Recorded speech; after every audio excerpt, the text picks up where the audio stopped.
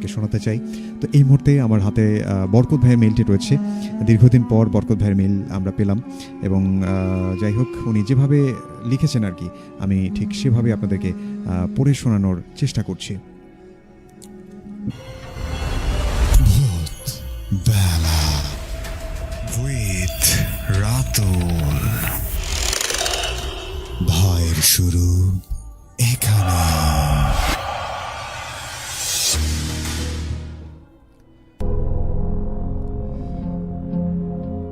ঘটনার শুরুতেই সবাইকে বিজয়ের মাস ডিসেম্বরের শুভেচ্ছা। সেই সাথে শহীদ ওসমান হাদি ভাইয়ের আত্মার মাগফিরাত কামনা করে আমার মেইলের মূল অংশে চলে যাচ্ছে। রাতুল ভাই, আপনি সহ ভূতবেলার সকল শ্রোতাদের ভালোবাসা ও সালাম। আসসালামু আলাইকুম। আমি জাহিদুল ইসলাম বরকত, একজন ইতালি প্রবাসী। আমার গ্রামের বাড়ি শরীয়তপুর জেলার নড়িয়া থানার ঘড়িসার থিরপাড়া গ্রামে। রাতুল ভাই, ইতালিতে এখন অনেক কাজের চাপ যাচ্ছে, তার মধ্যেও আপনার কথা চিন্তা করে শত ব্যস্ততার মাঝেও আজকের ঘটনাটি লেখার চেষ্টা করলাম। এই ঘটনাটি অনেক আগেই আমার এক বন্ধু আফনান সজীবের থেকে সংগ্রহ করেছিলাম। সজীবের বাড়ি ফরিদপুর জেলার পশ্চিম বিলোনিয়া গ্রামে। সময়ের অভাবে এতদিন সজীবের বলা ঘটনাটি লিখতে পারিনি, তাই ভাবলাম বছরের শেষ এপিসোডে ঘটনাটি লিখে পাঠাই। যাই হোক, ঘটনাটি আফনান সজীবের থেকে সংগ্রহ করা, তাই ঠিক সজীবের মতো করেই লেখার চেষ্টা করছি। আমার গ্রামের পরিচিত একজন চাচা ছিলেন, তার নাম ছিলেন আক্তার মিয়া। তিনি পেশায় একজন ডোম ছিলেন। আক্তার চাচা প্রায় 14 থেকে 15 বছর লাশ কাটার অভিজ্ঞতা ছিল তার। ঘটনার সময়কাল 2006 কিংবা 7 হবে।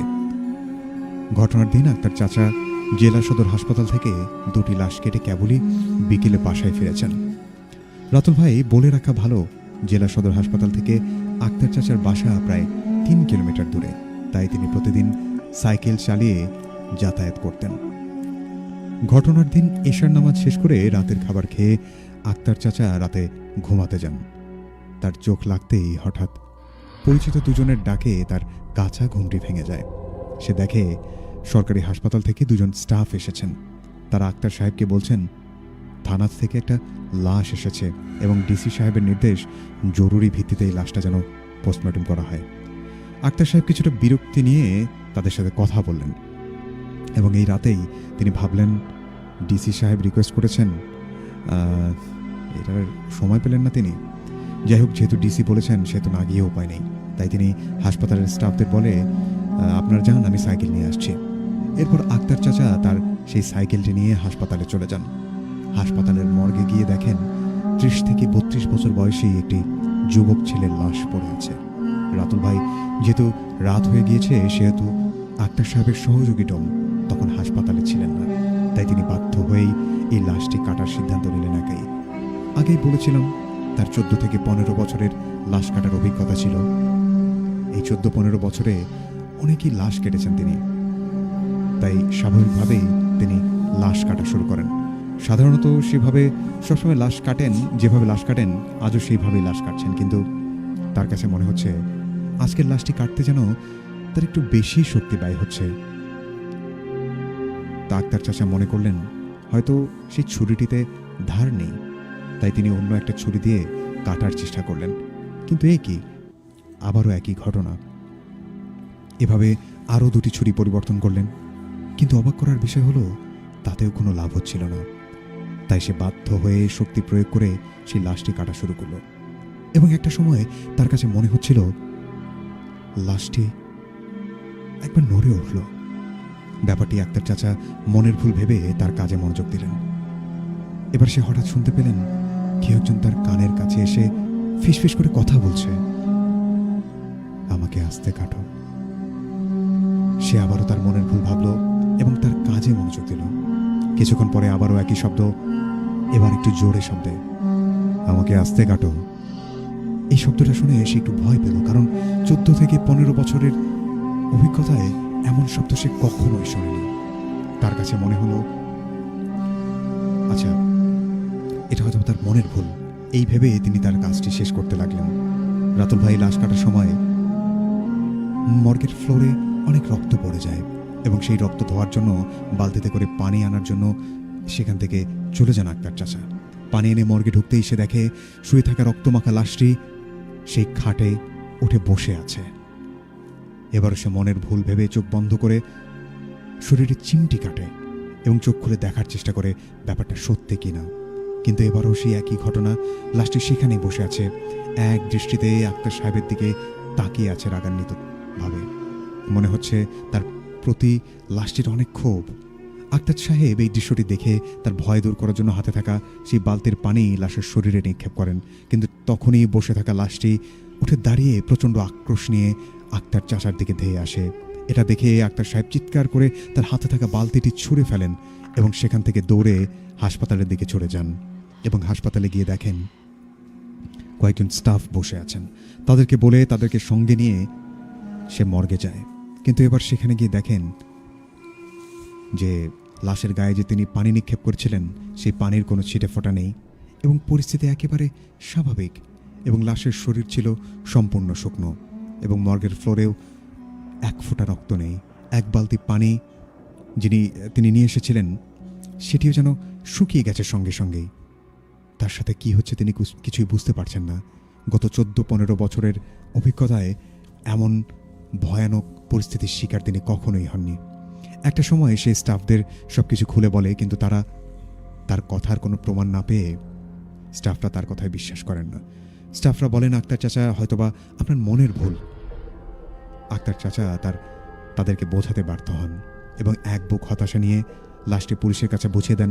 এবং সেদিন রাতে ভয়ের কারণে তিনি বাসায় না গিয়ে হাসপাতালের স্টাফ কোয়ার্টারেই থেকে যান। এরপর বেশ কয়েকদিন কেটে যায়। আক্তার সাহেবও সেদিন রাতের ঘটনাটি মোটামুটি ভুলেই গিয়েছেন। একদিন আক্তার সাহেব তার রাতের বেলা বাজার থেকে বাড়ি ফিরছিলেন। রাতুল ভাই বলে রাখা ভালো, বাজার থেকে আক্তার চাচা যেতে হলে মেইন সড়ক থেকে কিছুটা কাঁচা রাস্তা দিয়ে যেতে হয়। আর সেই কাঁচা রাস্তার পাশেই ছিল একটা পুকুরের মতো, অর্থাৎ গ্রাম্য ভাষায় যেটাকে ডোবা বলা হয়। যাই হোক, সে বাজার থেকে মেইন সড়কের দিয়ে এসে যেই কাঁচা রাস্তা ধরে তার বাড়ির দিকে যাচ্ছিলেন, রাতের ঘুটঘুটে অন্ধকার ভেদ করে চাঁদের আলো সেই কাঁচা রাস্তাটিকে আলোকিত করে তুলেছে। সে আপন মনে সাইকেল চালিয়ে বাড়ির দিকে যাচ্ছে।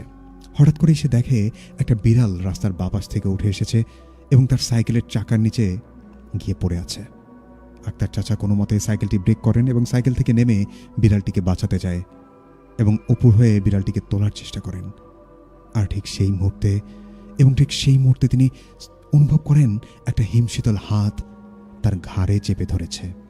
পেছনে ফিরে তাকাতেই আক্তার চাচা যা দেখেন তিনি তার চোখকে বিশ্বাস করতে পারছিলেন না। তিনি দেখেন সেই লাশটি তার ঘাড় চেপে ধরেছে, যেই লাশটিকে সে কয়েকদিন আগে কেটেছিল। এবার সেই লাশটি মোটা গলায় বলতে শুরু করলো, সেদিন তোকে কতবার তোকে বললাম আস্তে কাট, তুই আমাকে কষ্ট দিয়ে কাটলি। এরপর তুই আমাকে পানিও নিক্ষেপ করেছিলি।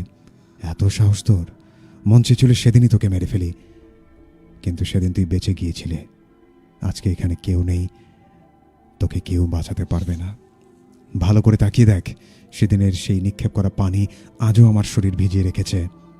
আক্তার সাহেব লক্ষ্য করলেন সত্যি সেই লাশের শরীর থেকে তখনও টপ টপ করে পানি পড়ছে। লাশটি বলে উঠল, যে পানি তুই আমাকে নিক্ষেপ করেছিলে সেই পানি দিয়ে আজ তোর জীবনের রীতি ঘটাবো।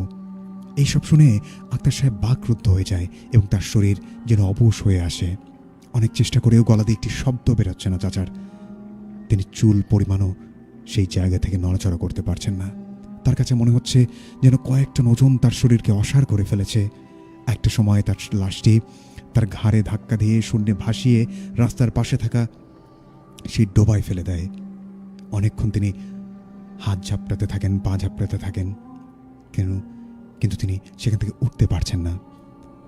তার কাছে মনে হচ্ছে এবার তাকে পানির নিচ থেকে কেউ একজন পা ধরে চেপে পানির নিচে টেনে নিয়ে যাচ্ছেন এবং তাকে আবারও পানির উপরে তুলে আবার তাকে পানির নিচে চেপে ধরে।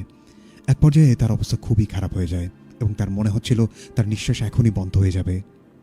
এবং হঠাৎ করে তার মনে হলো চেপে ধরা পাটি আর নেই এবং সে পানির উপরে ভেসে আছে এবং কিছু লোকজন তাকে পানি থেকে ওঠানোর চেষ্টা করছে। একটা সময় সে জ্ঞান হারিয়ে ফেলেন। জ্ঞান ফিরতেই সে দেখেন তিনি তার বাসায়। এরপর বাসার লোকজন থেকে সে শুনতে পায় গতকাল রাতে বাজার থেকে একজন লোক ওই রাস্তা দিয়ে আসছিলেন এবং তাকে পানিতে পড়ে থাকতে দেখে সেই লোক তাকে পানি থেকে তুলে বাসায় দিয়ে যায়। এরপর বাসার লোকজন আক্তার সাহেবের থেকে জানতে চায় সে কিভাবে পানিতে পড়ে গিয়েছিল। তারপর আক্তার সাহেব তার সাথে ঘটে যাওয়া বিগত দিনের সব কিছু বিস্তারিত খুলে বলেন। বাসার লোকজন সব কিছু শুনে একজন হুজুরের কাছ থেকে সেই আক্তার চাচার জন্য চিকিৎসা করেন। এরপর হুজুর তাকে ঝাড়ফুঁক করেন এবং বলেন আক্তার সাহেব যেন তার পক্ষ থেকে ওই লাশের মাগফিরাতের জন্য কিছু দান সদকা করেন। হুজুরের কথা মতো আক্তার চাচা সব কিছু করেন। এরপর থেকে আজ অবধি আক্তার চাচার সাথে আর কিচ্ছু ঘটনা ঘটেনি এবং এখন তিনি স্বাভাবিকভাবেই জীবনযাপন করছেন। রাতুল ভাই, এই ছিল আমার বন্ধু আফনান সজীবের থেকে সংগ্রহ করা ঘটনাটি ভালো লাগলে শ্রোতাদের উদ্দেশ্যে প্রচার করার অনুরোধ রইল। ভূতবেলার সকল শ্রোতাদের সুস্বাস্থ্য ও মঙ্গল কামনা করে এবং সেই সাথে ইংরেজি নতুন বছরের অগ্রিম শুভেচ্ছা জানিয়ে আজকের মতো বিদায় নিচ্ছি। আমি জাহিদুল ইসলাম বরকত, ইতালি প্রবাসী।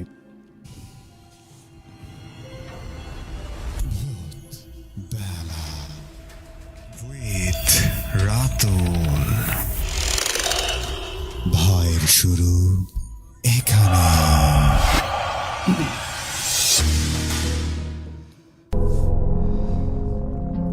ইয়েস, ভয়ের শুরু এখানে। প্রিয় লিসনার, এই মুহূর্তে চলছে ভৌতিক ঘটনা অবলম্বনে অনুষ্ঠান ভূতবেলা। আর ভূতবেলার বছরের শেষ প্রোগ্রাম এটা, 2025 সালের শেষ এপিসোড, তাই স্পেশাল কিছু মানুষের ঘটনা নিয়ে এই ভূতবেলাটিকে আমরা আয়োজন করেছি।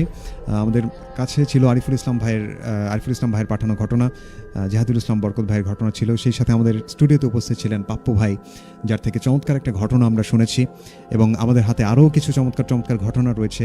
আসলে আমি বুঝতে পারছিলাম না আসলে কোনটা আগে দেবো কোনটা পরে দেবো, কিন্তু তারপরও যদি সুযোগ হয় আমি আরও একটি মেইল আপনাদেরকে পড়ে শোনাবো।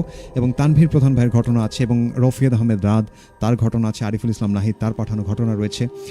তো যদি সুযোগ না হয় এই যে আজকের এই এপিসোডে পড়ে শোনানোর কিছু ইমেল, আমি বছরের প্রথম যে আমরা প্রোগ্রামটি করতে যাচ্ছি সেটিও আমাদের প্রত্যেকটা এপিসোডই আসলে স্পেশালভাবে আমরা করার ট্রাই করি, কিন্তু তারপরও বছরের এই শেষের যে স্মৃতির রেশটুকু আপনাদের মাঝে রেখে যেতে চাই।